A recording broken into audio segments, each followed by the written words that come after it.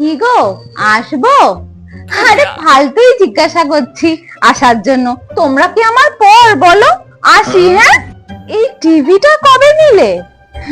হ্যাঁ, ভালোই হয়েছে, কিন্তু তোমার ঘরে মানাচ্ছে না। আসলে তোমার ঘরটা একটু ছোট তো, এই টিভিটা বড় হয়ে গেছে, তাই মানাচ্ছে না। কিছু আবার মনে করো না যেন। এই হাতের নোয়াটা কবে বানালে গো? এই তো জাস্ট কয়েকদিন হলো। বললো? এই 23,800 টাকা মতন পড়েছে। সোনার যা দাম এখন। ও বাবা, খুব ভালো।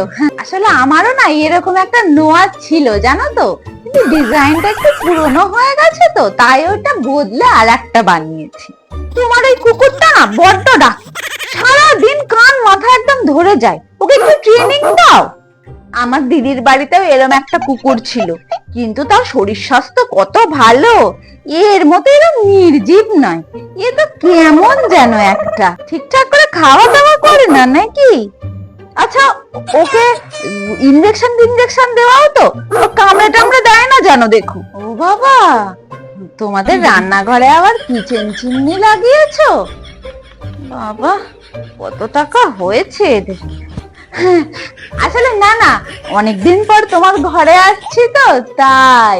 কিছু মনে করো না। তোমার কর্তা কিভাবে চাকরিটা পেলো? মানে কারোর সাথে কিছু জানাশোনা ছিল তো, তাই বলছি আর কি। এখনকার দিনে ঠিক মতো পড়াশোনা না জানা লোকেরাও ব্যাকগ্রাউন্ডের জোরে চাকরি পাচ্ছে। তুমি কিছু মনে করো না, তোমাকে বলছি না, হচ্ছে তো এরকম। আর পড়ালেখা জানা ছেলে মেয়েরা বসে আছে, চা বিক্রি করছে, সবই কপাল গো, কপাল। এদের এসব সুখ শান্তি দেখলে আমার গা পিত্তি হিড়হিড় করে জ্বলে। ঠিক আছে, আজকে আসি, পরে আসবো।